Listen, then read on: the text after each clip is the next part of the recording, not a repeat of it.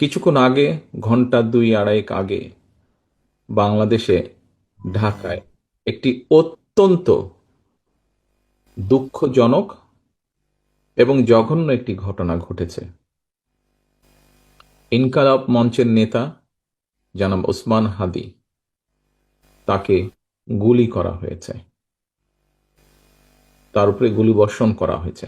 আমরা কিছুদিন আগে দেখেছি চট্টগ্রামে একইভাবে আমাদের আরেক প্রার্থীকে গুলি করা হয়েছিল।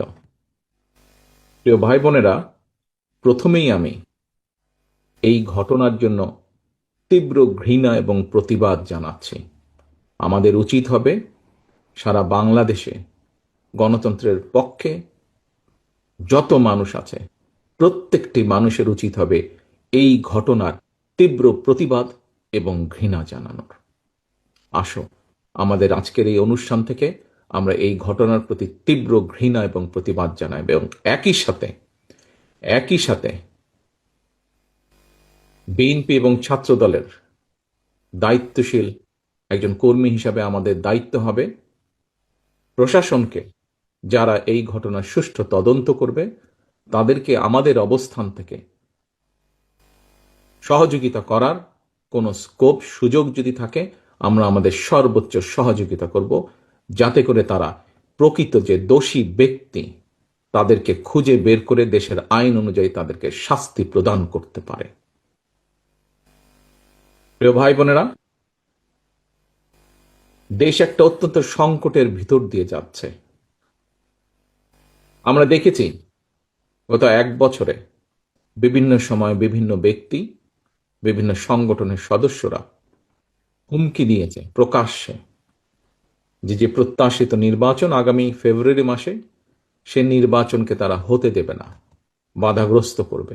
প্রকাশ্যে হুমকি দিয়েছে। একটি দল, গোষ্ঠী বা কিছু ব্যক্তি এই দেশকে, দেশের মানুষের শান্তি, স্থিতিশীলতা বিনষ্টের জন্য উঠে পড়ে লেগেছে। এবং এই কারণেই